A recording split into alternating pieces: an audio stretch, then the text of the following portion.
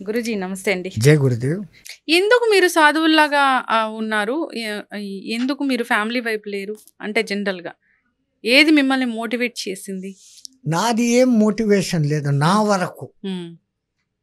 కొంతమందికి చిన్నప్పటి నుంచి ఒక తపన ఉంటుంది. హ్మ్. నేను 24 గంటలు భగవంతునితోనే ఉండాలా. హ్మ్. ఈ సంసార లంపటాలు పెట్టుకుంటే భార్య అంటాం, కొడుకు అంటాం, తర్వాత మనవడు అంటాం. హ్మ్. వాళ్లకు సంపాదించేదానికి సంపాదనలు ఈ లంపటంలో పడకుండా హ్మ్. నేను 24 గంటలు భగవత్ చింతనలు ఉంటాను అన్నవాడు సన్యాసం తీసుకుంటాడు. హ్మ్. దాంట్లో కూడా పద్ధతి క్రమ సన్యాసం అనే వ్యవస్థ ఉంది. హ్మ్. క్రమ సన్యాసం అంటే ముందు బాల్యం అంతా గడిపావు, చదువుకున్నావు, హ్మ్. ఆ తర్వాత గురువు అనుమతితో పెళ్లి చేసుకున్నావు, పిల్లలను కొన్నావు, బాధ్యతలు తీర్చేసావు. హ్మ్. వాళ్ళను ఉద్యోగస్తులుగాను, ఆడపిల్లలైతే పెళ్లి చేసావు, పంపించేసావు. హ్మ్. వాళ్ళకు ఒక జీవిత మార్గం చూపించావు. హ్మ్. ఆ తర్వాత ధర్మపత్నిని అడుగుతావు, హ్మ్. నేను ఇట్లా పోతాను వస్తావా అని. హ్మ్. అక్కడ వానప్రస్థం, హ్మ్. భార్య అనుమతితో భార్యతో ఉండి చేయడం. హ్మ్. ఆ తర్వాత అది కూడా వదిలేసి సర్వసంగ పరిత్యాగం, సన్యాసం అనేది క్రమ పద్ధతి. హ్మ్. కొంతమందికి వాని అదృష్టమో వాని పూర్వజనమో పుణ్యమో ఏదో చెప్పలేము. ఈ ఉపాధి 2 ఏళ్ల వయసులో మా గురువు గారికి దొరికాను ఒక మేళాలో తప్పిపోయి. హ్మ్. ఇంకా నా బతుకంతా ఆయనతోనే నడిచినప్పుడు హ్మ్. నాకు ఈ సంసారము, జీవనము, ఆశలు, సంపాదన ఇది ఏం మాకు తెలియలే. హ్మ్. చదువుకున్నాం హ్మ్. కానీ స్కూల్ వరకే, మళ్ళా ఆశ్రమమే. హ్మ్. అది ఆశ్రమ జీవితం మాకు అలవాటైపోయింది. హ్మ్. అమ్మ ప్రేమ తెలీదు. అమ్మ ఎవరో తెలీదు, నాన్న ఎవరో తెలీదు, నా కులం ఏదో తెలీదు, నా భాష ఏదో తెలీదు. హ్మ్. ఆ మహానుభావుడు మా గురుగారు మహంత హిమాలయగిరిజీ మహారాజు, హ్మ్. ఆయన పుణ్యఫలాన నేను ఇప్పుడు ఈ స్థాయిలో ఉన్నాను. హ్మ్. ఇప్పుడు ఆ భోజనంలో ముందు అన్నపూర్ణ చెప్పినాం. హ్మ్. దాని తర్వాత హ్మ్. బ్రహ్మార్పణం, బ్రహ్మహవిః, బ్రహ్మాగ్నో బ్రహ్మణాహుతం, బ్రహ్మణైవ గంతవ్యం, బ్రహ్మకర్మ సమాధినం. హ్మ్. తింటున్నది బ్రహ్మము, తింటున్నవాడు బ్రహ్మము, తినబడుతున్నది బ్రహ్మము, హ్మ్. బ్రహ్మము బ్రహ్మంలో కలుస్తోంది హ్మ్. అన్నటువంటి భావన. ఈ కూర బాగలేదే, ఇదేమో మాడిందే ఆ! అనుకుంటా తింటే ఇనికి రోగాలు వస్తాయి. హ్మ్. ఎంత వీటి వెనకాల సైన్స్ ఉందమ్మా. హ్మ్. ఈ తింటున్న పదార్థం అంతా నాకు జ్ఞానాన్ని, భక్తిని ఇవ్వుగాక అనుకొని తింటాను. హ్మ్. రెండవది తింటున్నది బ్రహ్మం. హ్మ్. బాగలేదు, ఉడకలేదు, ఈ హ్మ్. వంకాయ కూర నాకు నచ్చదు, ఈ హ్మ్. మాటలు అక్కడ రావు. హ్మ్. పరబ్రహ్మం అన్న భావనతో తిను. అవును. ఆ తర్వాత 3వ మంత్రం అహం వైశ్వానరో భూత్వా ప్రాణినా దేహమాశ్రిత ప్రాణాపాన సమాయక్తం పచాన్యన్నం చతుర్వేది. హ్మ్. భోజనం అంతా చేసేసినాక హ్మ్.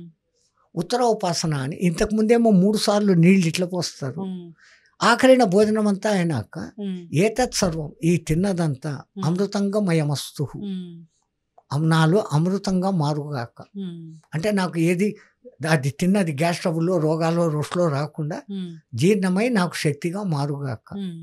3 సార్లు అన్నదాత సుఖీభవ అంటాం. హ్మ్. మొదటిసారి అన్నదాత సుఖీభవ అనింది అప్పుడు మాకు పెట్టినవాడు హ్మ్. మంచిగా ఉండాలని. వాడు. రెండవసారి అన్నదాత అంటే పండించిన పంటదాత, హ్మ్. రైతు. మూడోసారి అన్నదాత అంటే అన్నీ ఇచ్చిన పరమాత్మ. అయితే గురూజీ పెద్ద పెద్ద మొండి రోగాలు వస్తూ ఉంటాయి. అసలు తగ్గని జబ్బులు వస్తూ ఉంటాయి. మందులు లేని జబ్బులు వస్తుంటాయి. అది అది ఎందుకొస్తది గురూజీ? ఎందుకొస్తాయి అలాంటివి? మన భారతీయ ధర్మమే ఉండేది కర్మ సిద్ధాంతం మీద. హ్మ్. ఎప్పుడో చేసిన కర్మలు ఇప్పుడు రోగం మూలంగా మనల్ని పీడిస్తున్నాయి. హ్మ్. లేదు, ఈ జన్మలో మనం తప్పుడు ఆహారాలు తినడము, హ్మ్. తప్పుడు టయానికి నిద్రపోవాల్సిన టైంలో నిద్రపోక, హ్మ్.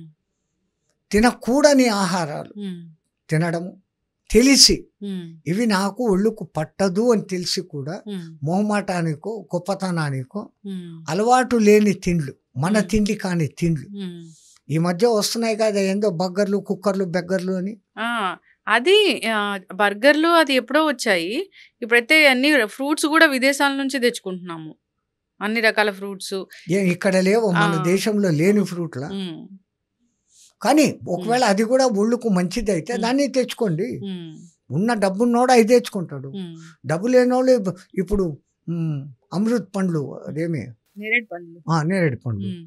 ఎక్కడ పడితే అక్కడ ఉంటాయి, హ్మ్. తక్కువ ధర, హ్మ్. ఎంత ఆరోగ్యానికి మంచిది. బీపీ, షుగర్లు రెండూ రావు. హ్మ్. నేరేడు పండ్లతోనే. హ్మ్. హ్మ్. పండ్లన్నీ తినేసి ఉమ్, ఆ గింజలన్నీ ఎండబెట్టి పొడి చేసుకోండి. అవును. దాన్ని ఆ పొడి ఒక స్పూను, త్రిఫల పండు ఒక స్పూను వేసుకోండి. ఉమ్, బీపీ షుగర్ 2 కంట్రోల్లోకి వస్తాయి. అవును. ప్రకృతి సిద్ధంగా దేవుడు అరే వీడు గతి తప్పి రోగాలు తెచ్చుకుంటాడని ఉమ్, ఆ రోగాలు ఉపశమింపజేసేదానికి ఔషధాలు కూడా ఆ మహానుభావుడే మనకు ముందే ఇచ్చి ఉన్నాడు. అవును. మనము తినకూడని తిని మనం తెచ్చుకుంటున్నాం రోగాలు. అవును. పాతకాలంలో రైతులంతా ఎప్పుడో పొద్దున్నే రాత్రి అన్నంలో ఇంత ఉల్లిపాయ ఉమ్, పెరుగు వేసి పెట్టి ఉమ్. పొద్దున్నే అది తినేవాడు. ఇప్పుడు కూడా చద్దన్నం చాలా ప్రోబయోటిక్స్ అని ఎక్సలెంట్. చెప్తున్నారు. దాంట్లో ఉమ్, ఆ రాత్రంతా ఉండటంతో దాంట్లో ఒక రకమైన బ్యాక్టీరియా చేరి ఉమ్, డైజెషన్ బ్రహ్మాండంగా అవుతుంది, ఉమ్, ఎనర్జీని ఇస్తుంది అది. ఉమ్, దానికి ఏమో ఇంగ్లీష్ పేర్లు ప్రొబయోటిక్ ఫుడ్, ఆ ఉమ్, ఫుడ్, ఈ ఫుడ్ అని. ఎస్. ఏది శంఖంలోంచి పోస్తే తప్ప నీళ్లు కావు. ఎంతకు ఆ ఫారెనోడు చెప్తే మనకు ఓకే, అవును. మనోడు చెప్పింది ఏది కాదు. ఇప్పుడు మీ వయసు 109 ఏళ్ళు గురూజీ. ఏప్రిల్ 2కు 109 కూడా పోయి 110 వచ్చింది. 110 వస్తాయి అంటే మీకు ఎలాంటి టెన్షన్స్ ఉండవు, డబ్బు మీద ఆపేక్ష ఉండదు కాబట్టి మీరు ఇంత లైఫ్ని చాలా లాంగ్ లైఫ్ వచ్చింది అనుకోవచ్చా? మాకైతే అట్లా ఉండదు కదా మరి. మా ప్రాణాయామ మా గురువు నేర్పిన ప్రాణాయామ ఉమ్, వ్యవస్థ. ఉమ్, ఒక మనిషి ఒక్క రోజుకు సైంటిస్టులు కూడా దాన్ని లెక్కలేసి ప్రయోగాలు చేసి యావరేజ్ తీశారు. బ్రీత్ 21,600 21,600 హంస జపం. 213 + 6 మళ్ళా 9 సంఖ్య. అది సర్వం ఖలిత్వం బ్రహ్మ. అన్ని ఊపిరి తీసుకొని వదిలేస్తున్నాడు. మామూలుగా అంతా తీసుకుంటే 120 ఏండ్లు ఉంటాడు. కానీ నన్ను అంటావా, ఆవేశం, కోపం, బాధ, ఈ టయాలలో ఊపిర్లు ఇంకా ఎక్కువ తీసుకుంటాడు. అవును. అప్పుడు వాని ఆయుష్ ప్రమాణం తగ్గుతుంది. ఊపిరిని ఎంత తగ్గించుకొని కంట్రోల్ చేసుకుంటే వాని ఆయుష్ ప్రమాణం అంత పెరుగుతుంది. మనిషి 21,600 అంటే గంటకు 900, నిమిషానికి 15. క్యాలిక్యులేషన్ లెక్కల ప్రకారం తాబేలు నిమిషానికి ఒక్కసారి వాసన తీసుకుంటాం. 2000 ఏళ్ళు బతుకుతాయి. ఈ కుక్కలు పిచ్చుకలు ఎగురుతాయి గగ్గని, ఆయాసపడినట్టు నాలుగు ఇట్లా పెట్టి అంటుంటాయి. ఎంత ఎక్కువ ఊపిర్లు తీసుకుంటాయి. దాని వయసు ఏంది 18 ఏళ్ళు.